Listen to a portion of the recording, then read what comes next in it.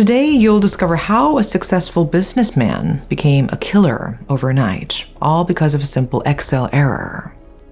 We'll unravel the twisted logic that led to a pregnant woman's death and explore the fine line between criminal intent and mental illness. Today, let's dive deep into the Ang Mo Kio murder that shook Singapore.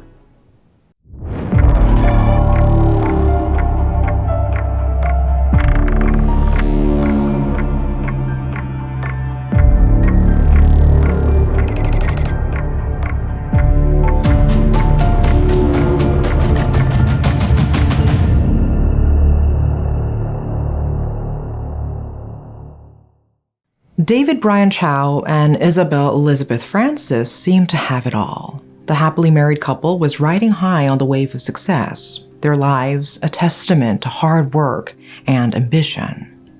David, at 33, had climbed the corporate ladder to become the CEO of Knowledge Tree Training Center, a respected educational institution in Singapore. His days were filled with strategic decisions, client meetings, and the constant drive to expand the company's reach. Isabelle, 30 years old and 15 weeks pregnant, was equally accomplished. She held a promising position at Deliveroo, balancing her career with part-time law studies. Her colleagues admired her determination, often wondering how she managed to juggle work, education, and now impending motherhood. The couple's home buzzed with excitement as they prepared for their first child, a daughter who would complete their picture-perfect family. If we were to take a closer look into the couple's background, Isabelle Elizabeth Francis was born on September 4th, 1991, into a Eurasian Singaporean family. She was the middle child, sharing a close bond with her elder sister and younger brother.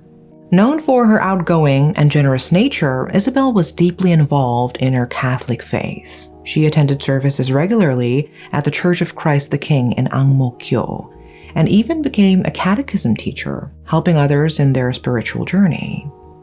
After earning a diploma in mass communications, she furthered her studies at the Royal Melbourne Institute of Technology, Singapore, building her expertise in the field. David Brian Chow Kuo Kun, born in 1988, was the third of 4 children. While he struggled academically in his early years, he eventually graduated from university and took on a leadership role in his family's training company.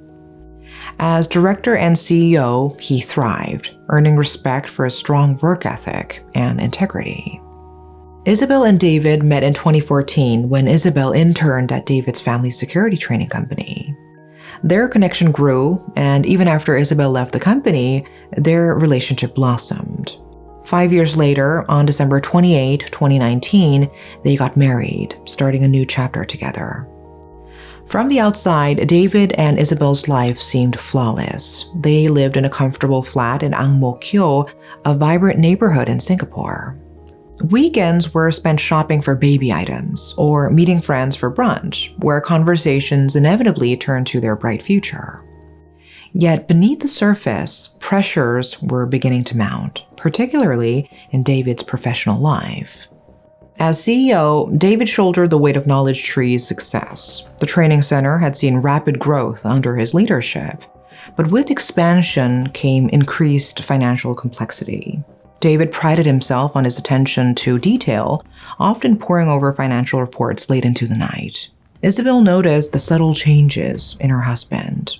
His brow furrowed more often, and he'd become prone to distraction during their conversations. She attributed this to the natural concerns of an expectant father, coupled with the stress of running a successful business. Little did she know that these were the first signs of a trouble that would soon engulf their lives. The turning point came with the arrival of concerning financial reports. As David sat in his office one evening, his accountant hesitantly presented a set of figures that seemed to spell disaster. The spreadsheet before him painted a grim picture of Knowledge Tree's financial health, showing what appeared to be significant losses and mounting debts. David's mind raced as he tried to comprehend the implications. How could this be possible? He had been so careful, so meticulous in his management. The accounting error, a simple misplacement of a decimal point, had catastrophic consequences in David's eyes. What should have been a minor discrepancy now appeared as a multi-million-dollar shortfall. The perceived implications were devastating: bankruptcy, job losses for his loyal employees, and the collapse of everything he had worked so hard to build. As days turned into weeks, David's anxiety grew exponentially. Sleepless nights became the norm, with his mind endlessly replaying worst-case scenarios. Dark circles formed under his eyes, and his once confident demeanor gave way to a constant state of agitation. Families and colleagues attempted to reassure David. His brother suggested seeking a second opinion on the financial reports, while his business partner insisted that they could weather any storm together. But their words of comfort seemed to bounce off an impenetrable wall of despair that David had built around himself. Stress has a powerful ability to distort perception, and in David's case, it acted like a magnifying glass, amplifying his fears and minimizing any glimmer of hope. What others saw as a fixable problem, David saw an impossible catastrophe. His normally sharp business acumen was clouded by an overwhelming sense of failure and shame. As the pressure mounted, David's mental state deteriorated rapidly. He began to withdraw from social interactions, avoiding calls from friends and canceling meetings with clients. The once vibrant CEO now spent hours locked in his home office, obsessively poring over financial documents, searching for a solution that seemed increasingly out of reach. In a cruel twist of irony, the very traits that had made David successful, his attention to detail and a sense of responsibility, now pushed him towards a breaking point. The crushing weight of what he saw as failure grew unbearable. In a moment of overwhelming desperation, David made a tragic decision. He would end his own life. On January 11th, 2022, dawn broke over Ang Mo Kio, but for David Chow, the night's shadows lingered. He had already resolved to end his own life, but a new horrifying idea took root. He would spare Isabelle and their unborn daughter the pain of his death by taking their lives first. The flat was quiet, except for the sound of David pacing back and forth. Each step seemed to drag him closer to a decision that made no sense. What thoughts raced through his mind as he approached the bedroom where his pregnant wife slept, unaware of the tragedy about to unfold? At around 5 a.m., David took the sharpest knife from the kitchen and returned to the bedroom where 30-year-old Isabelle Elizabeth Francis was asleep. Without warning, he lunged at her, stabbing her repeatedly. Isabelle woke in agony and screamed, but David silenced her by covering her mouth with his hand. Despite her injuries, Isabelle managed to crawl toward the front door, trying to escape. David caught up to her and continued stabbing her in the head until she stopped moving. Overcome by despair, David went back to the kitchen, retrieved another knife, and stabbed himself in the neck and stomach, praying to the devil to take him. When he realized he was still alive, he checked the clock. It was just after 7 a.m., and remembered that his father was coming to take him to a psychiatrist. Fearing he wouldn't die fast enough, he took random medications in a failed attempt to overdose. By 7:35 a.m., David decided to surrender. He called the police, confessing to killing his wife, and contacted his father, asking him not to come. After unlocking the door, David lay on the floor and waited for the authorities. When the police arrived, Isabelle was pronounced dead at the scene, and David, still alive, was taken into custody and brought to the hospital for treatment. The autopsy revealed Isabelle had suffered 15 stab wounds to her head, neck, and torso. 2 of these were fatal. One pierced her left lung, and the other severed her upper neck. Heartbreakingly, the report also confirmed Isabelle was 15 weeks pregnant at the time of her death. The arrest was swift. As officers led him away, David's face was a mask of confusion and despair. The man who had woken up as a successful CEO and expectant father was now a murderer, his life forever altered by a tragic misunderstanding and a moment of mental crisis. As police dug into Knowledge Tree's financial records, they uncovered a shocking truth. The company wasn't struggling at all. In fact, it was thriving.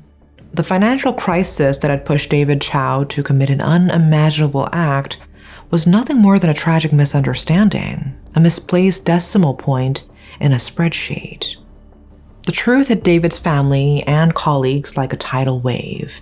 His brother, who had urged him to seek a second opinion on the finances, was overcome with guilt and disbelief. If only he had listened, he lamented to investigators. David's business partner, stunned by the revelation, recounted countless attempts to reassure David that the company could weather any storm. "He just couldn't hear us," she said. The error, so small on paper, yet so catastrophic in its impact, showed the fragility of perception when filtered through the lens of severe stress and anxiety. Dr. Sarah Chen, a prominent psychologist specializing in workplace mental health, offered insight into the power of perception in cases like David's. She said, when under extreme stress, the mind can latch onto a single piece of information and magnify it beyond all proportion. In David's case, his fear of failure and the responsibility he felt towards his employees and family created a perfect storm of anxiety that distorted his view of reality. As the investigation concluded, attention turned to the impending legal proceedings. The revelation of the accounting error and David's mental state at the time of the crime introduced a complex element to the case. Legal experts began to discuss the concept of diminished responsibility, a partial defense that could potentially reduce the severity of the charges against David. The court-appointed psychiatrists meticulously examined David's mental state, probing into the events leading up to that fateful morning. After extensive interviews and assessments, the diagnosis emerged: adjustment disorder.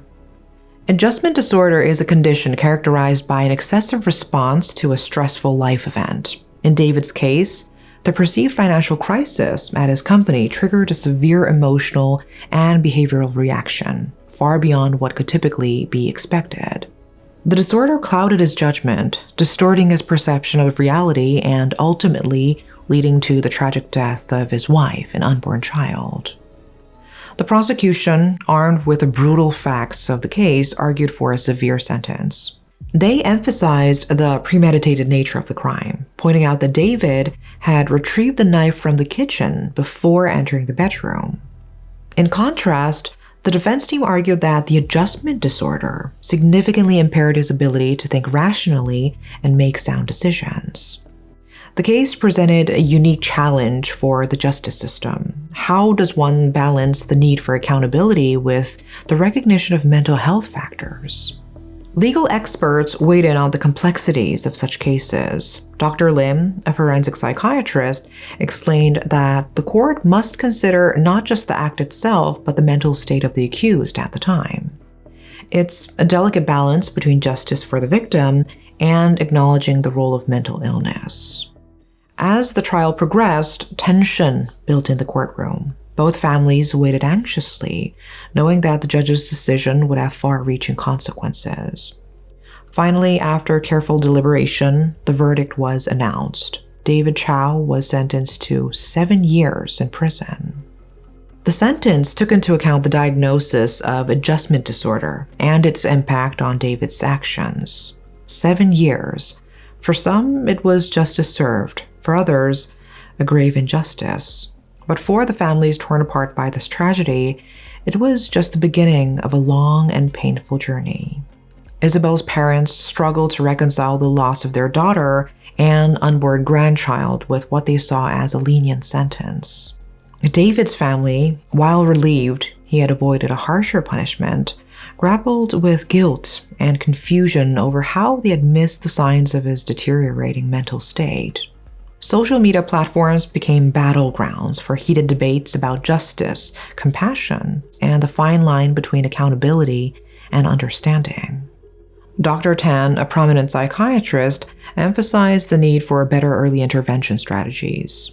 She said, "We need to create environments where people feel safe seeking help before they reach a breaking point." The Ang Mo Kio murder case shook Singapore to its core, exposing the devastating consequences of unaddressed mental health issues in high-pressure environments. David Chow's descent from successful CEO to convicted killer tells us how quickly life can unravel when stress and anxiety distort reality. The tragedy of Isabelle Francis and her unborn child's deaths calls for better mental health awareness and support systems in our society. By prioritizing mental health awareness and support, we can work towards preventing similar tragedies and building a more resilient society. That is all for today. Thanks for watching.